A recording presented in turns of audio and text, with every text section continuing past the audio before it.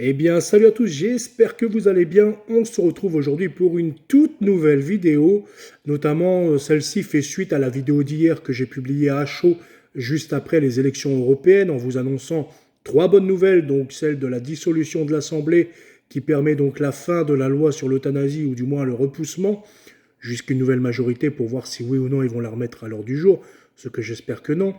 La deuxième, c'était que les golems faisaient que pleurer, et puis d'ailleurs, ils ont pleuré encore toute la journée. Ça a permis de nous abreuver de leurs larmes, qui sont succulentes. Et donc la troisième bonne nouvelle, c'était le fait de voir cette mentalité politique changer. Et d'ailleurs, j'ai partagé aujourd'hui, donc dans quelques heures, enfin là, c'est publié en tout cas directement sur le site Le Cato, concernant le récent sondage d'hier de l'IFOP pour le journal La Croix, qui a fait donc un sondage pour savoir qu'est-ce que les catholiques ont bien pu voter durant les élections européennes. Et d'ailleurs, on va voir que en fait, ça suit un petit peu cette tendance en France, puisque les catholiques qui reviennent, enfin les nouveaux catholiques ou les convertis qui reviennent au catholicisme sont plus dans un catholicisme souverain, plus dans une affirmation d'identité, plus dans un catholicisme assez viril, en tout cas très éloigné du modernisme et de la mollesse, où on fait vraiment passer la loi de l'Église avant tout. On est vraiment dans une nouvelle génération de catholiques qui sont bien plus durs que les aînés 68 arts qui sont habitués, qui ont été habitués à avoir une vie d'or, hein, une vie dorée, avec aucun problème financier, aucun problème professionnel, aucun problème d'insécurité, enfin vraiment une vie parfaite, donc qui les a rendus mous dans la foi. Et à l'inverse, du coup, avec nos générations à nous et puis celles qui arrivent, eh bien eux, ils vivent des moments très durs. Et donc, ils ont besoin d'un rempart solide. Et donc, l'Église catholique et Dieu leur offrent ce rempart solide. Du coup, je vais vous lire un petit peu l'article qui est publié aujourd'hui sur Le Cato concernant eh bien, ce sondage IFOP. Et puis, comme vous pouvez vous en douter, La Croix a titré que c'était donc voilà, les catholiques épousaient de plus en plus l'extrême droite. Donc les élections européennes de 2024 ont mis en lumière une évolution significative dans les tendances de vote des catholiques pratiquants en France. Donc je dis là à ce moment-là, contrairement à ce que certains médias voudraient nous faire croire, dont La Croix, ce journal gauchisant, parce que La Croix est un journal gauchisant, un journal pour les modernistes, l'adhésion croissante à des partis comme le Rassemblement national, Reconquête et les Républicains ne doit pas être interprétée comme un basculement vers l'extrême droite, mais plutôt comme un choix en fait rationnel et tout à fait réfléchi face aux défis de notre société, des défis actuels. Bien qu'ils ne suivent pas, donc les partis ne suivent pas entièrement, bien entendu, les préceptes catholiques, ils ont quand même le mérite de poser des questions essentielles et surtout fondamentales pour la société française et pour son bien commun. Donc le sondage IFOP pour la Croix révèle donc que 42% des catholiques pratiquants ont voté pour des listes souvent étiquetées donc à tort comme d'extrême droite. Et donc en prenant en compte LR qui est de droite molle, nous passons à 56%. Donc 42% ont voté pour le parti d'Éric Zemmour et de Bardella. Et si on ajoute LR, eh bien ça fait en fait 56% des catholiques qui ont voté pour un parti dit de droite, on va dire, entre la droite molle et la droite un tout petit peu plus dure. Mais ça reste, ce n'est pas l'extrême droite et ça ne sera jamais l'extrême droite en l'état actuel. Donc la bonne nouvelle, c'est que 56% des catholiques ont voté quand même assez raisonnablement. Il reste quand même pas mal de moutons perdus, notamment ceux qui votent LFI, le PS, les écologistes, Renaissance avec le Modem et Horizon UDI, etc. Les Républicains, à la rigueur, et encore, bon, ça peut se comprendre, les Républicains, mais bon, voilà, ça fait quand même un paquet de brebis isolées. En tout cas, bon, la progression et la tendance est à l'abaissement, donc les catholiques désertent quand même les partis de gauche et de centre. Ça, c'est vraiment quelque chose que le sondage marque. Et donc Jordan Bardella, à la tête du RN, a su capter l'attention de 32% des pratiquants, et Marion Maréchal de Reconquête, elle, a attiré 10%. Ce qu'il faut savoir, c'est que concernant les votants qui ne sont pas catholiques, par exemple, Bardella a récolté 31,4% et Reconquête 5,5%. Les catholiques, eux, ont voté à 32% et à 10%. Voilà. Ces chiffres donc reflètent une adhésion à des programmes qui mettent en avant la défense de l'identité nationale et chrétienne, des valeurs fondamentales pour de nombreux catholiques. Donc les catholiques sont de plus en plus sensibles à ces questions-là. De toute façon, la nature a horreur du vide. Dès qu'il y a une attaque, une atteinte à une civilisation, une atteinte à une tradition, à une culture, à un pays, il y aura toujours une réaction dans tous les cas. Même si elle commence petite, elle ne fait que grossir avec le temps. Et ça, les 68ards n'ont pas compris que ce sont eux le problème. Que ce soit des 68ards catholiques, ils ne comprennent pas le problème de voter contre l'immigration. Eux, ils disent que c'est la haine de l'étranger. Mais en fait, ils ne se rendent pas vraiment compte du problème. C'est comme par exemple les boomers gauchistes qui ne veulent pas voter RN ou je ne sais quoi, sous prétexte que c'est du racisme, etc. C'est les mêmes 68ards, les mêmes boomers qui n'ont pas de réflexion politique, qui n'ont même jamais de leur vie, franchement, cherché à se cultiver un minimum sur la question. Finalement, ils se confortent dans leurs idées préconçues et puis adoptées par les médias, en fait. C'est les médias mainstream à l'époque qui les enseignaient politiquement, tout simplement.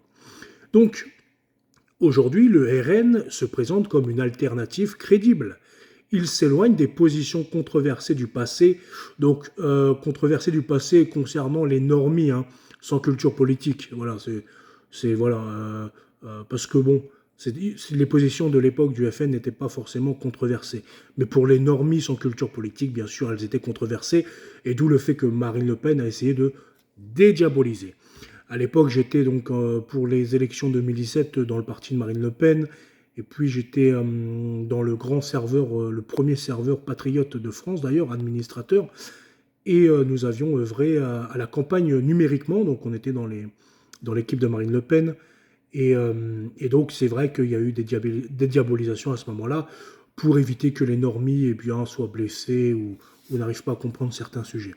Cette évolution donc a permis à de nombreux électeurs catholiques de voir dans le RN une force politique capable de répondre aux préoccupations majeures telles que la sécurité, la lutte contre l'immigration clandestine et la préservation des valeurs traditionnelles. Malgré une baisse de popularité, les républicains restent une option privilégiée pour les catholiques pratiquants. Ils ont un petit peu déserté François-Xavier Bellamy, mais les catholiques restent quand même un petit noyau quand même au sein de ce parti. Par exemple, donc François-Xavier Bellamy, figure éminente de LR, a accueilli quand même 14% des voix des pratiquants, démontrant que le parti conserve un petit noyau solide. Les républicains incarnent une droite molle, certes, mais qui reste quand même un petit peu attachée aux valeurs chrétiennes et à la souveraineté nationale, qui offre également une alternative assez stable face aux fluctuations politiques et aux partis gauchos-centraux ou candolistes. Vaut mieux voter quand même un LR qui est assez mou, plutôt que voter un LFI qui est clairement affiché anticlérical. Donc le vote des catholiques pratiquants pour le RN, R et LR n'est pas un abandon des valeurs chrétiennes, mais une réponse pragmatique aux enjeux contemporains. Les questions de sécurité, d'identité et de place de la France dans l'Union européenne sont primordiales pour cet électorat. Les catholiques cherchent donc des réponses concrètes et trouvent dans ces partis des propositions plus ou moins alignées avec leurs préoccupations. Certains encore votent avec la vision du moindre mal. J'ai vu certains voter, moi comme je le dis, je vote pas, mais j'ai vu certains donc voter pour RN ou R, des catholiques pratiquants, qui connaissent la doctrine catholique, etc., mais qui choisissent de voter le moindre mal pour participer à la vie politique en France. Ils ont tout à fait le droit après. Mais malheureusement, il faut aussi savoir que le RN et R ne sont pas irréprochables, mais ils votent le moindre mal. Après chacun agit comme il veut. Donc même si le RN ou R ont des graves problèmes, donc comme je venais de dire, d'alignement sur certaines questions, ces gens-là estiment qu'ils sont un moindre mal comparé, et puis c'est vrai, comparé aux furieux et infâmes anticléricaux des autres partis, de l'extrême gauche à l'extrême centre, qui sont clairement pour une panoplie de lois tyranniques, liberticides et mortifères. La grande question donc est de savoir comment un vrai catholique pratiquant peut voter en fait pour des partis qui portent la mort en eux et qui sont clairement des ennemis déclarés du Christ et de la religion catholique en France. Heureusement donc qu'il y a quand même un réveil en France par rapport à ça. Mais le chiffre devrait être bien plus supérieur, car aucune voix ne devrait aller pour tous ces partis de malheur. Donc les partis de malheur, tout ce qui est de gauche et de centre. Parce qu'eux, ils n'hésitent pas à être des défenseurs de l'avortement, du mariage pour tous, etc., comme on l'a dit hier. Il est donc quand même aujourd'hui de notre devoir de pousser ces partis, que j'appelle donc les partis des catho-compatibles, à durcir leur ligne, surtout concernant les questions cruciales en France, et notamment l'avortement, la PMA, la GPA, le mariage pour tous, l'euthanasie et le blasphème. Quant à Reconquête, ils doivent se positionner d'urgence contre l'abattage rituel. Je sais que CNAFO a récemment dit qu'elle n'était pas contre, mais c'est quand même une offrande aux idoles et c'est interdit dans le catholicisme. Donc moi je suis personnellement sur la ligne ni kasher ni halal. J'attends aussi la clarification d'Éric Zemmour concernant ses propos publics contre le Seigneur Jésus-Christ. D'ailleurs, son équipe n'a jamais répondu à mes mails et mes demandes d'entretien ou de justification à ce sujet-là. Donc, comme le rappelle le verset 1 Corinthiens 10, 20, je dis que ce qu'on sacrifie, on le sacrifie à des démons et non à Dieu. Or, je ne veux pas que vous soyez en communion avec les démons. Il y a d'autres passages également qui interdit la viande immolée, de participer à la viande immolée. En outre, donc, l'engagement des catholiques dans le débat politique est une contribution au bien commun et cela correspond aux directives que l'Église catholique établit. Nous devrions participer à la vie politique et à celle de la cité. Toutefois, attention, je le répète encore ici, le vote n'est pas obligatoire et pour ma part, je n'encouragerai personne à voter pour ces partis qui ignorent trop souvent quand même les enjeux des idées et des questions catholiques.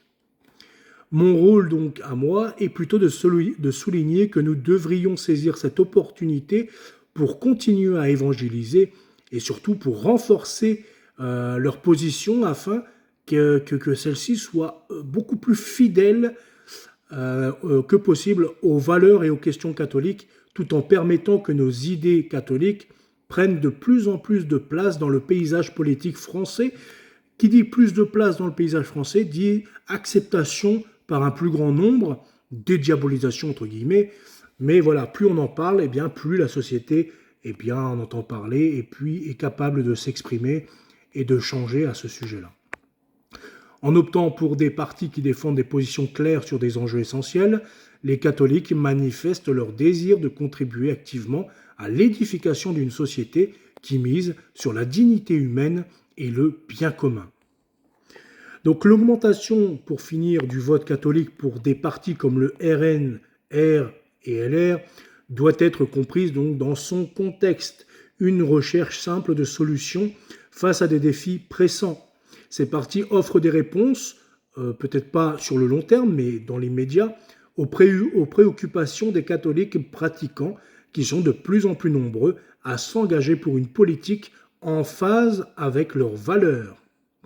Nous le voyons d'ailleurs aujourd'hui, il y a de plus en plus, comme je le disais au début, de conversions et de baptêmes et les catholiques pratiquants sont bien plus déterminés que leurs aînés.